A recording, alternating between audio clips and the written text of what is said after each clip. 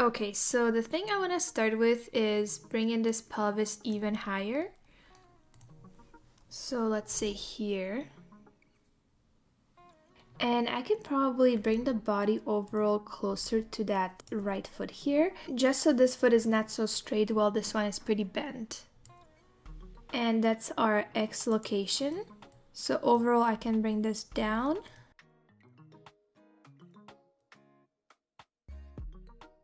So that's helping a little bit with those legs not feeling like one is super straight and one is super bent.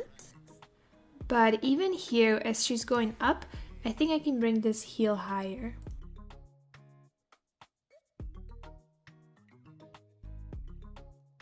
And in terms of the forward momentum, we have the pelvis going forward and then it feels like it's going straight down.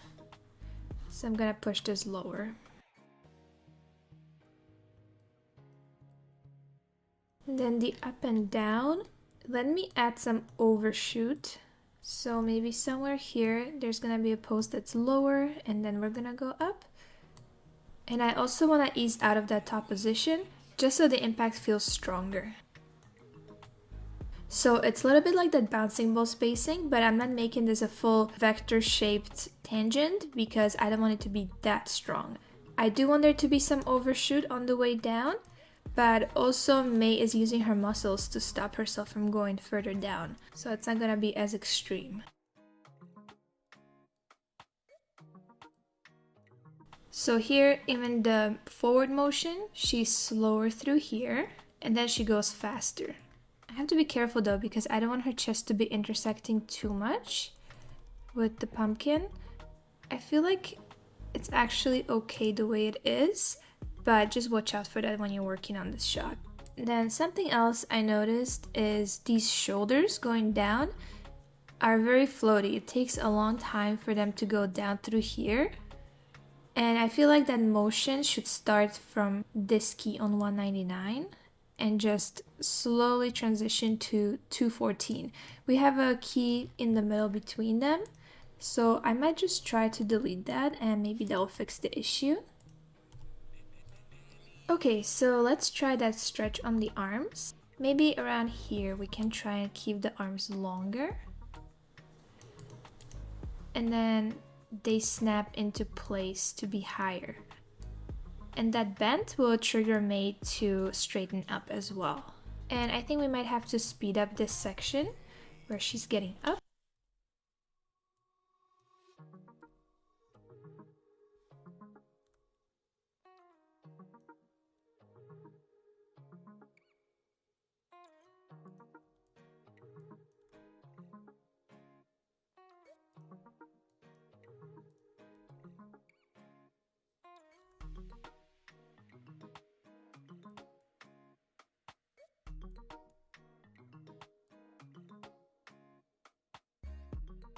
Okay, and I feel like this timing might be better, but of course we were just moving keyframes around and it's almost never enough to fix your animation. So basically what you do is shrink or extend those keys so that you change your timing, but then you have to go back in and fix those curves because your spacing might be messed up now. So for example, on the way up on the cog, you can see it's very wavy here, and I want it to go lower here and then shoot up.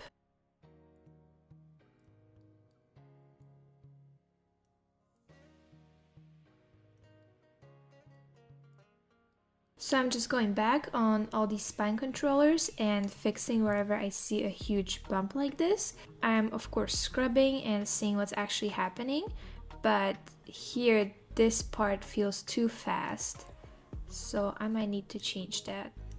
And this will probably affect the arms, but those will be the last ones to change because they're purely affected by everything happening in the spine.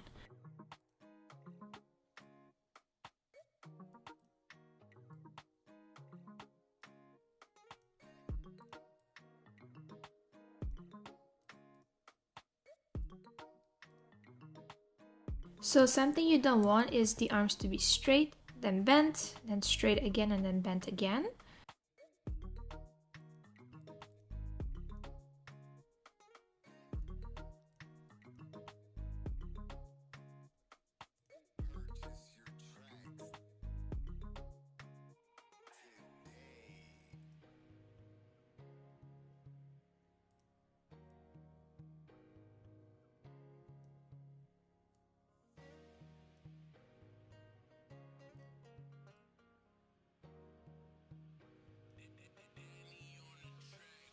Okay, so I keep playing around with the spacing and the timing, but I think we're getting close now. And something else I added is this little bit of overshoot on the pumpkin here. So it goes higher and then it goes lower. And then I'm bringing the next pose after that lower. So it overshoots, and now again we're trying to show how heavy the pumpkin is. So it's staying lower and then it goes up. So now this lift here feels heavier.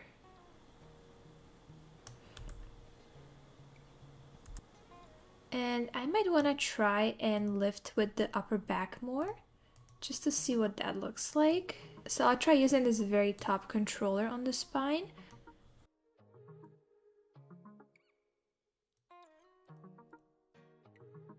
And I can use the shoulders too.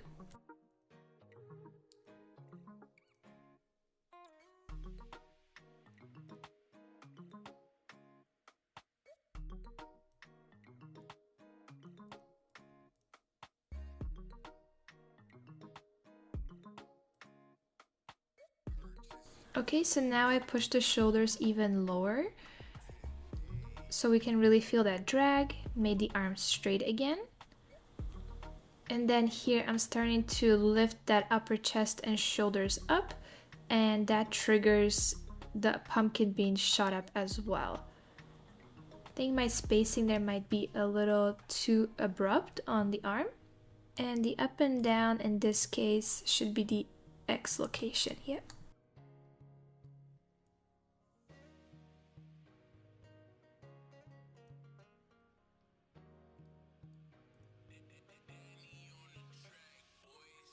Here I really want to exaggerate the head, pulling up.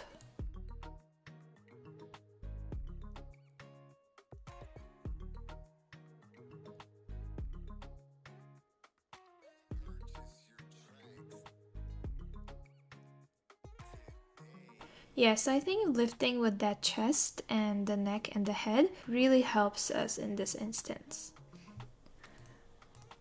Okay, let's look at the pelvis in this last section, because before I moved and changed the timing on the cog and I didn't bring the pelvis with it, which I should have because they're connected, they work together. So I just want to make sure everything is looking good. So I want that pelvis dip, which is down, as you can see in the camera window. I want that to happen here as she drops, maybe even sooner.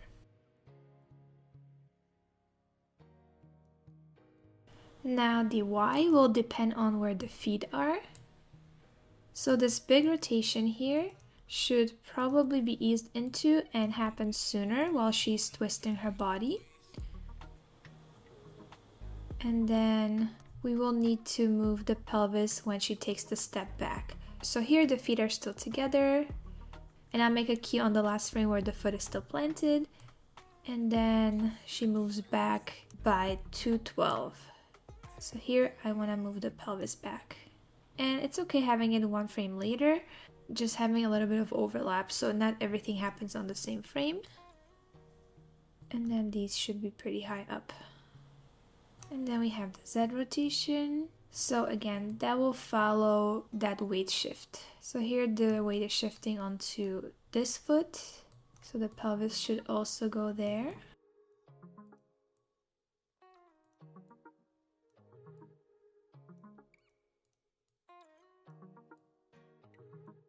And we gotta be careful with those moves not feeling too big. Here you can feel that pelvis moving a lot.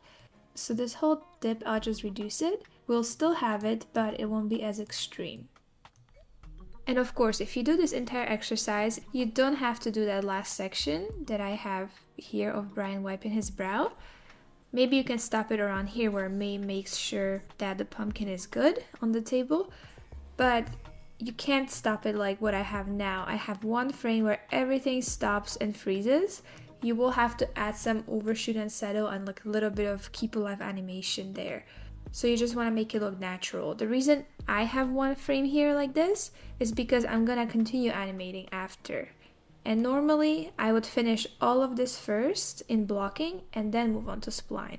But I don't want to waste your time and make this lesson really long. So this is what it's looking like now. But just keep in mind, you don't ever want to finish your animations like this, with just one frame frozen in place. Okay, and here, that hand movement that we added feels a little isolated. So the hand first rotates without moving away, and then it moves away. So you don't really want to have isolated movements like this. You want to overlap them. So what I mean is, May would start rotating her hands outwards, and then she would maybe halfway through start also moving those hands. So you're kind of blending between two motions. And so I'm just gonna look at my rotations, and I'll grab those and I'll delay them because those happen too soon. So now you can see that by just delaying by 2 frames, now those two motions feel more blended.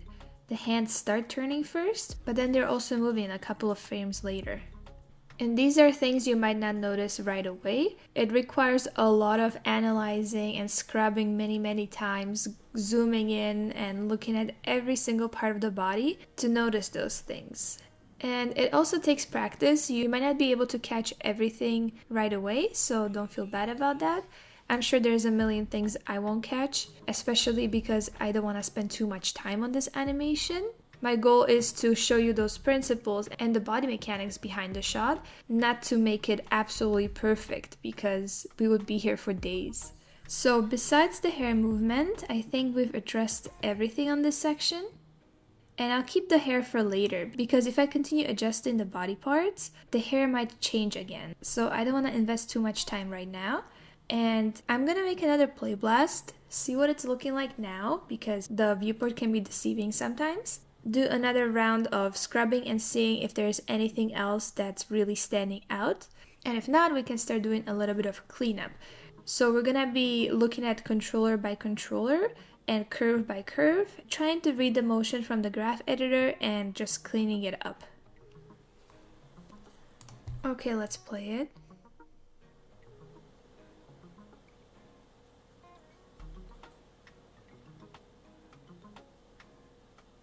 So there's a bunch of things I'm noticing right away. One of them being this shape on the belly. I'll try using some of those tweakers and cleaning that up more. And another one being another isolated movement.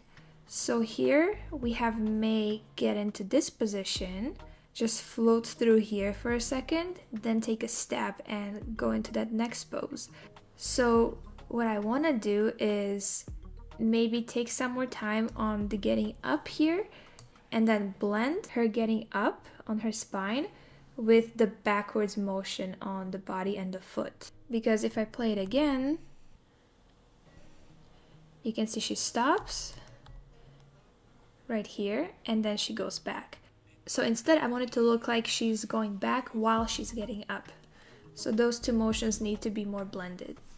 And that might mean taking the step back sooner or taking more time on this movement or kind of both. We'll see once we get to it.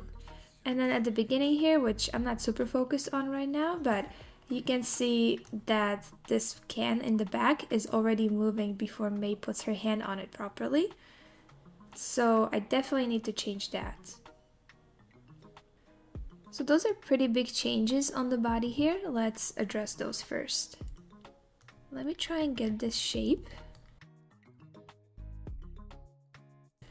So you can see the difference already. This was the before, this is the after. And I'm just using these lower tweakers on the spine. Okay, that's the smaller adjustment. The bigger one is in the back here. So first of all, let's do the simple thing and move the body back sooner. So I'm selecting everything on the foot and the hip that I used. That being the cog, the hip controller, the back heel pivot, the actual foot controller, and the toe pivot. And the motion doesn't start until 207. So let me just take that back. And now I can also try and delay that spine. And that includes the neck and the head. And it might also be the X rotation on the cog. Let's see. Yeah, so the slope is pretty big here.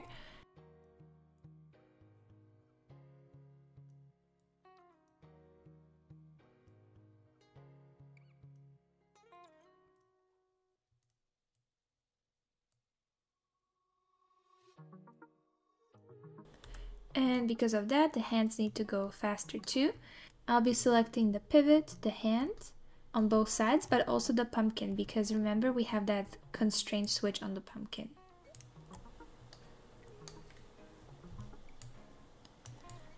So this is the point where the arm starts stretching.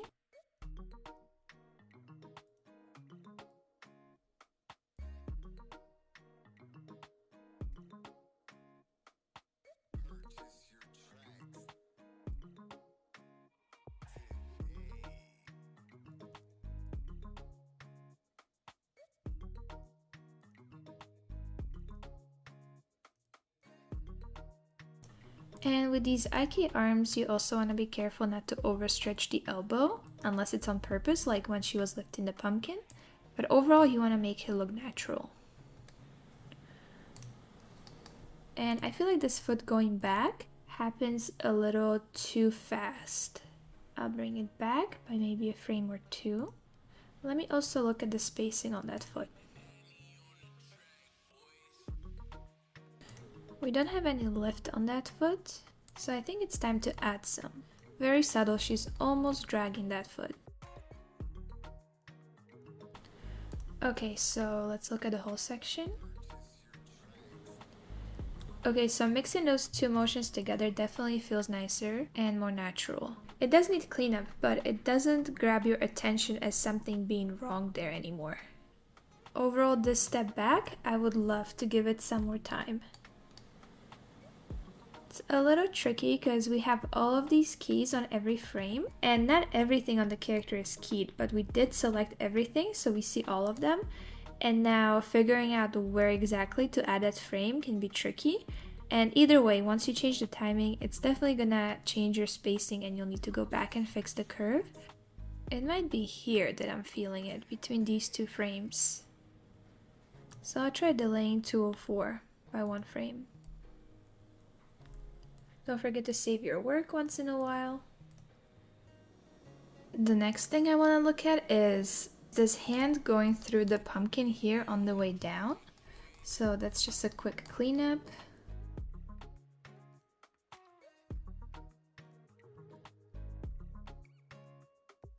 So you really want to make it look like the hand is sliding down. Also, gotta be careful with the elbow here. So when I scrub faster, you can see the little bit of popping through here, and we don't want that.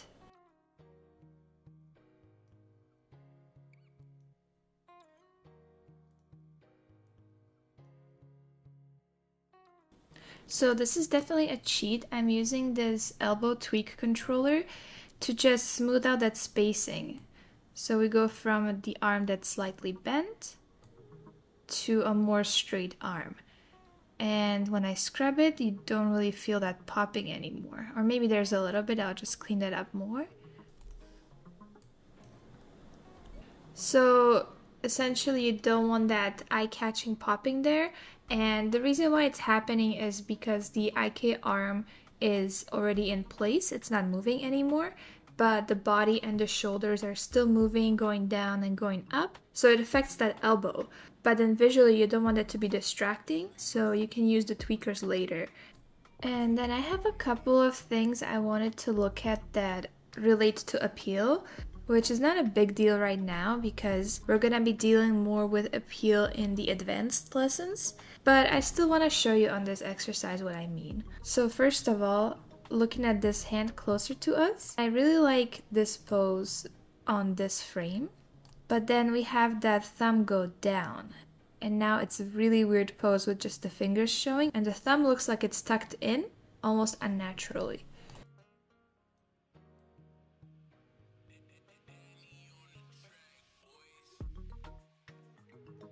And I think rotating the hand slightly also helps. And I think I want to do something similar on the other side with this thumb. I'm just gonna make sure the thumb and the hand in the back aren't touching, but this pose looks nicer. And I think as she's getting up, it would be really nice to have a blink somewhere here because her eyes stay open for a while. Maybe around 2:02 her eyes are gonna be fully closed.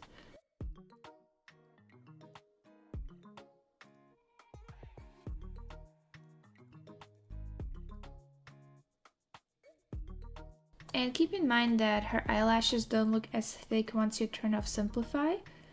So when you're doing your blinks and you're spacing on the blink, think about that instead of these thick eyelashes. I think it would also be appropriate for the head dragging down as she's going up. So maybe frame 200, I'll bring the head down like this, so that the drag on the head down kind of corresponds with where the blink is located as well.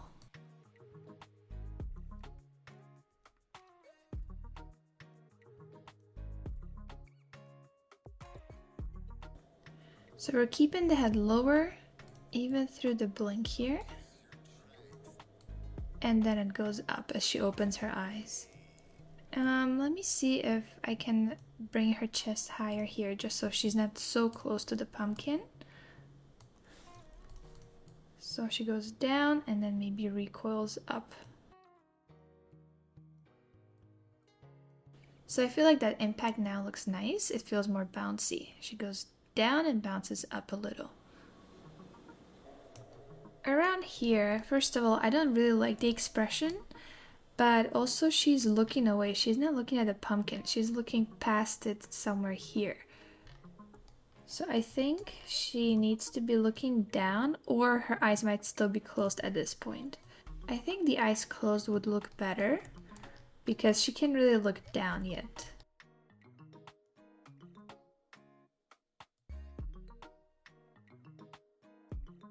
So keeping them closed, and then once she hits down, her eyes open. I think that makes more sense. And for her mouth, I also think it makes more sense for the teeth to stay clenched at this point, and then she kind of releases that air and opens her mouth after the pumpkin is on the table. So it feels more like a relief.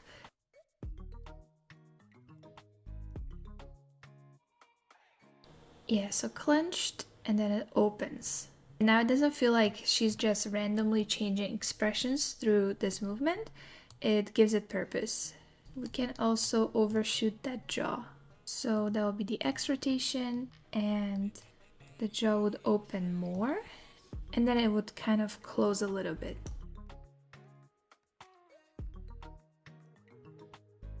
Okay, and I'm also looking at the expression here. So on the way up, May just goes from that pursed lip and puffed cheek expression straight into this. And I think I need to transition there a little bit better. And usually when you have a change of expression or anything on the face that you want the audience to notice, you shouldn't do it while the character is moving a lot. For example, here, she's shooting up pretty fast. So if you made a change of expression somewhere around here, people won't really notice it.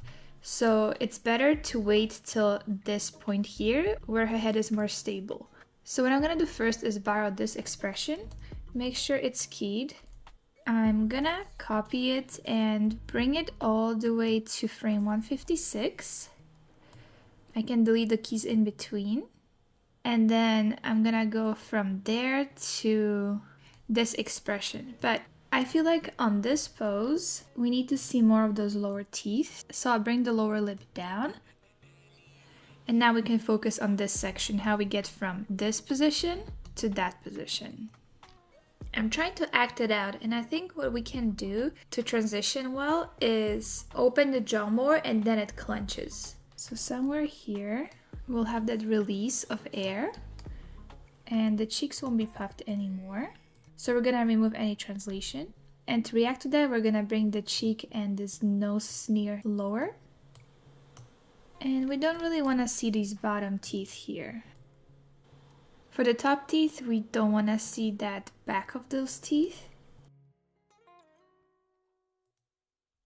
So obviously from the front it looks very bad, but then from this view it looks fine.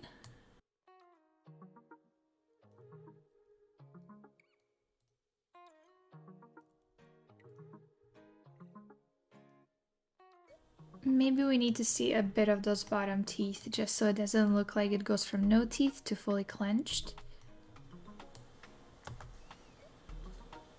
Okay, so now we can read it and it feels like she does that puff with her mouth.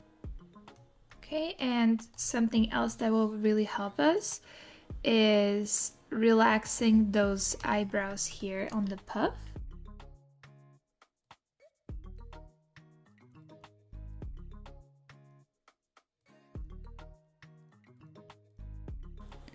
So the eyes open after the puff and after the eyebrows have been relaxed. So I'm gonna push it to happen sooner.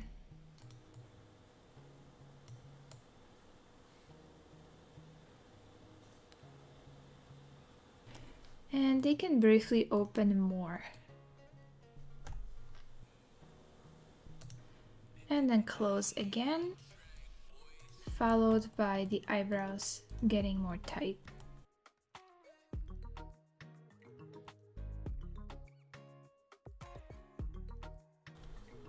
And I want that gradual clenching on the mouth to be more obvious. So I'm adjusting these first few frames to be not as clenched. And then you can see it happen over these frames. And same thing for that cheek. So here it should be very relaxed. And then gradually it's gonna start clenching.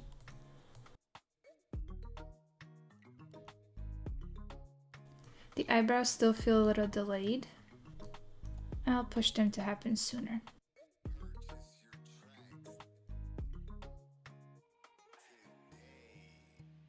And the second time, I don't want the eyebrows as low because I want to avoid the feeling of going from A to B to A. So the A pose being this pose on the eyebrows, B being this relaxed pose, and then going back to what looks like the A pose. So I'm gonna try and find a different shape. Maybe it can be more of a paint shape this time. So more of a painful strain.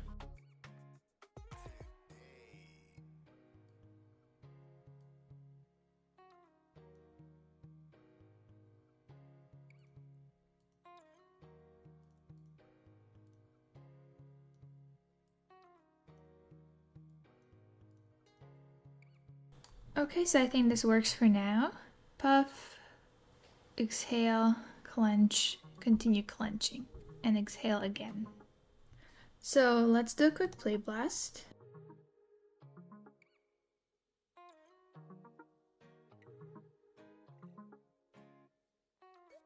So I feel like it was definitely a good call to add that puff. I feel like you can almost hear it there, even though we don't have any audio. Let's look at that section again.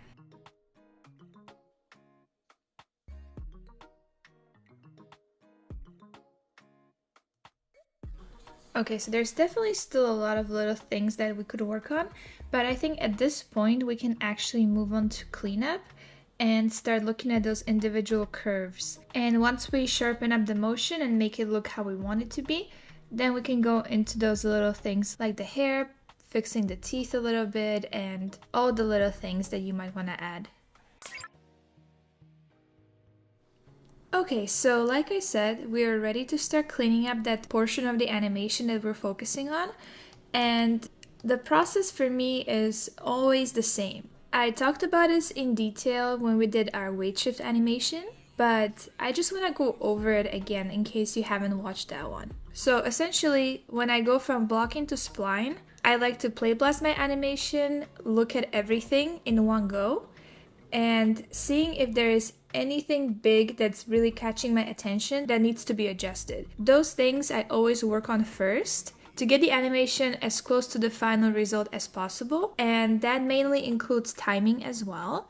So we've already done a bunch of timing changes on this animation. For example, when May picks up the pumpkin, first we want to go really slow here, we have drag and stretch on the arms, and then it gets faster through here. We also sped up this portion where she goes down and slow down this part.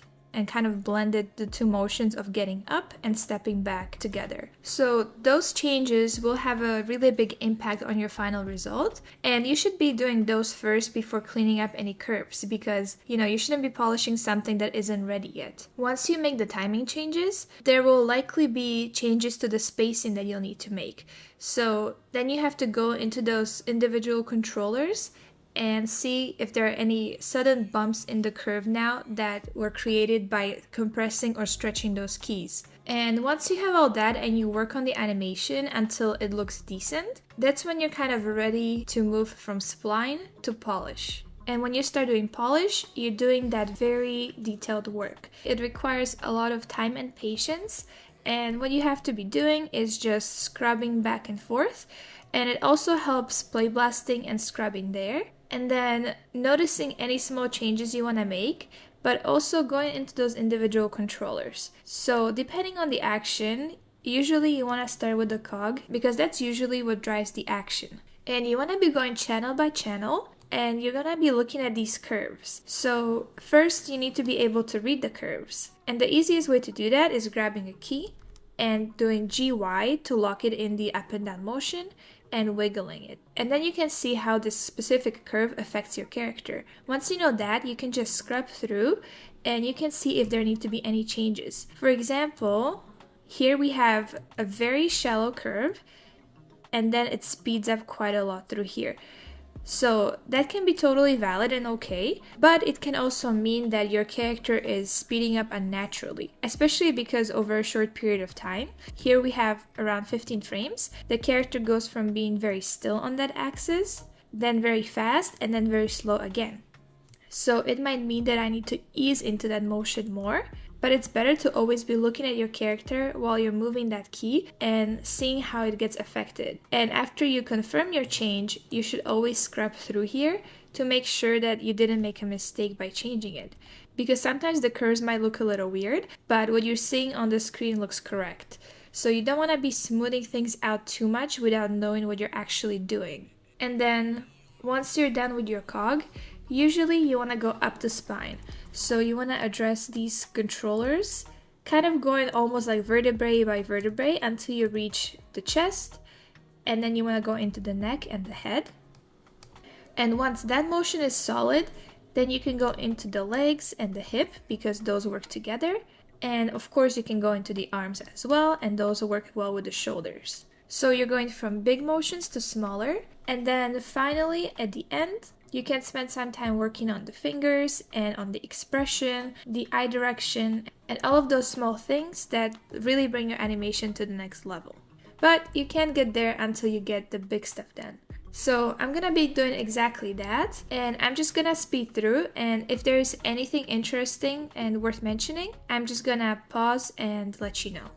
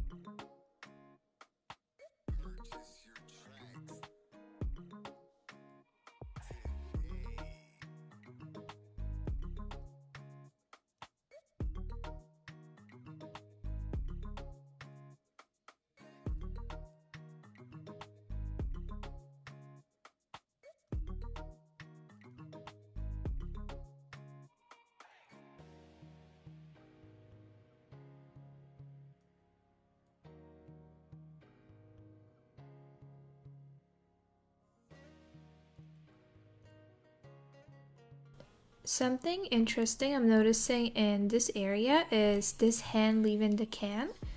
And right now it leaves, it goes down and the wrist rotates up. And that doesn't feel very natural to me.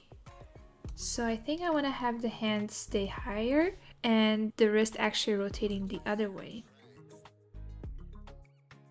And I want to feel like this finger is more loose.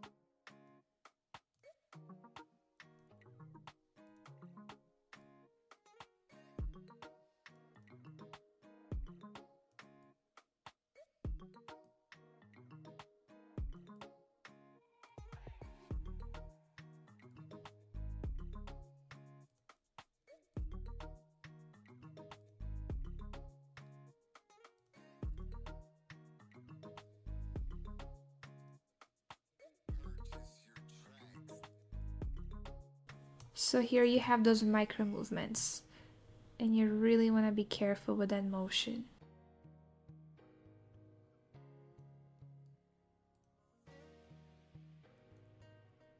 So now it hopefully looks like she's slowly getting her hands off the can, and they're kind of caressing the can a little. So you want to make it feel like the can is round and the fingers are going around it. And here you want to have a more appealing pose on those hands, so usually you want to group two fingers together and the pinky should be the most curled and the index finger is the most loose one. So now it feels like the hand is gradually closing with the pinky going first and then the rest following. And again, I'm just grouping those fingers more.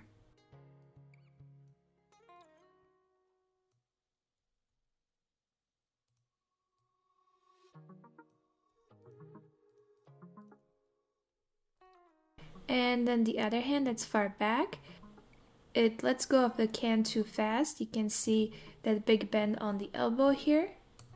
So I want to keep it on the can longer. Here, this is the bend I'm gonna get even with the hand on the can. So after that, I don't want it to get more straighter. So I think I'm gonna start letting go of that can sooner. Because again, I don't want it to be straight, bent, and then straight again.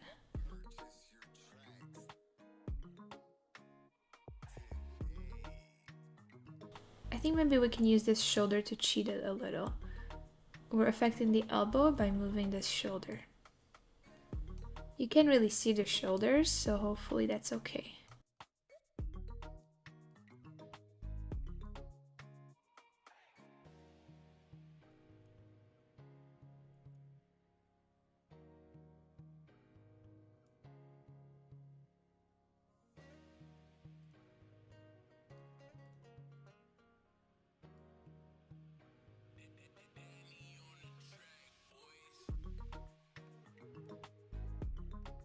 In fact, I can also track this elbow.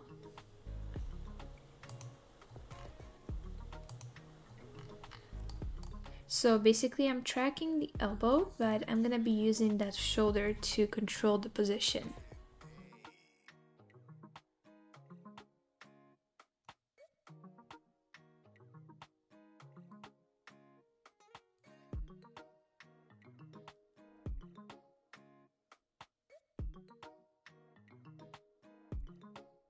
Okay, so now that the elbow is feeling a lot more stable, if there are any more jitters, I'm gonna fix those after the play blast, but I think it's more or less good.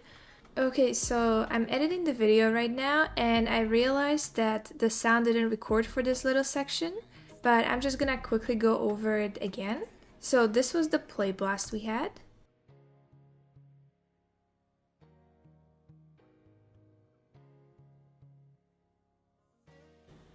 I also did a little bit more animation on the hair, just in that one section. And so at this point, I am calling this section done. And I know there's more I could do to it. I'll probably come back to it after at the end. But now I'm just gonna focus on this last section off camera, just because, like I said, this is not really part of the weight lift. And it will take me another few hours to finish it. Once I'm done, I'm gonna show you the final result and we're gonna go over it. I'm gonna explain what I did, and if there are any more changes to this section that we finished here, I'm gonna walk you through those. So it's gonna be another few hours for me, but only a couple of seconds for you, and we'll be back. Okay, so I spent some more time, finished the last section, and made some small adjustments to the animation, and I think I'm done. This is what the final is looking like.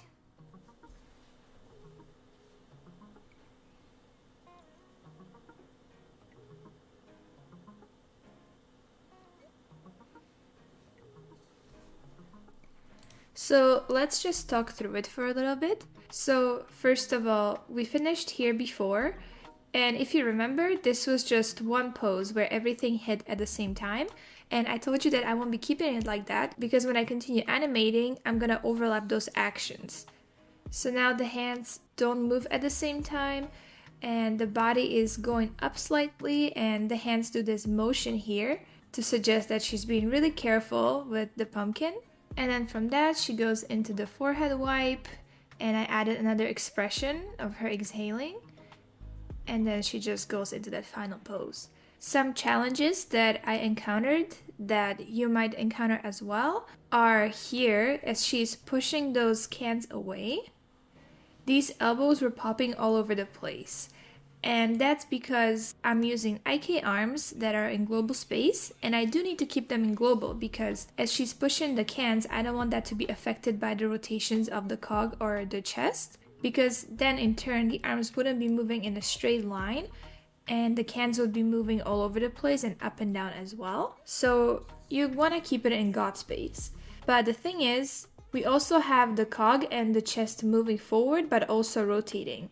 And we also have the shoulders, which means that sometimes the arm was slightly more bent and sometimes it was more straighter. And as she was moving, it felt like a little jittery action on the elbow. So if something like this happens to you, and it does happen from time to time, the only way to really fix that is frame by framing it. So ideally, first you want to figure out all of your motion on the body. And once you're happy with that, figure out the timing of the arms and the spacing. Don't really worry about a jitter until the end. And once you have that, all you need to do is use that elbow tweaker and do motion paths, and then you'll see the path being a little jittery. So then you just fix it frame by frame so that it looks smooth. I had the same issue on the far arm and also a little bit through here. So you see the arms bend and they straighten after, which is okay, but for me the movement was a little jittery here, so I was also fixing that frame by frame. So sometimes you gotta cheat those things. I did a little bit of hair animation as well, but I kept it very minimal just to this area where she's moving a lot. Otherwise, I didn't really focus on that. And then for this last section after May lets go of the pumpkin, I kept the arms in IK, but I changed them from God space to cog space. And I felt like it was a little bit easier to control because when she's going back and moving around, the arm was already following with the body. So it was a little bit easier to track the motion. And then for the arm here, you want to make it feel like it's wiping on the forehead. And I also follow the reference and I have the fingers more closed here. And as she's wiping, they open a little bit. And I added some drag on the fingers as the arm is going down. And I track the elbow so that it goes kind of like this and then down. So there's a little bit of an arc to it. And for the face, I wanted the face to follow with the arm a little bit, so it really looks like there's a wipe. And here, as she takes a breath, right here, I brought the chest up so that it feels like she's taking a breath in. And then finally, as the arm drops, I also have the chest follow a little bit, so it reacts to that motion. So obviously you want this shoulder to be dropping with the arm, but the chest should also react. And for the foot here, this wasn't in the reference, but I decided to push the front foot back a little because if I left it in the same position, it would feel like the leg is really stretched forward. For the fingers here, you can see a little bit of overlap. So they're pretty straight, then they bend a little bit, and then they go straight again. And that's pretty much everything. Like I said, you're gonna be receiving this file as well. And the set is gonna be in there, but just keep in mind that the way you see the set right now It's not the final. We're gonna be making adjustments to it and probably adjusting the textures as well. So once the file for the spaceship quarters is fully done, I'm gonna re-upload this blend file. So if you're watching this video many months later, you should probably have the final version. But yeah, just take whatever you see with a grain of salt for now. So like I said before, this is one of the most challenging intermediate exercises that we're gonna have. And that's because there's so much complicated body mechanics happening, and you also have constraints, and your character is also interacting with the set. So when you first start doing this, I suggest tackling this middle section. And of course, you can make your own version. You don't have to follow this reference and this animation. But whatever you're doing, just focus on the character picking up the object, showing the struggle, and then having some overshoot and settle with the object, maybe in their arms. They don't really have to put it on any surface. And then once you feel comfortable with that and you understand how everything works, then you can do something a little bit more complex where you have a little bit of acting added and the interaction with the environment, like we have this table here. But yeah, that's it for this video. Hope you enjoyed and learned something, and we're excited to see what you come up with. So happy animating, and we'll see you in the next one.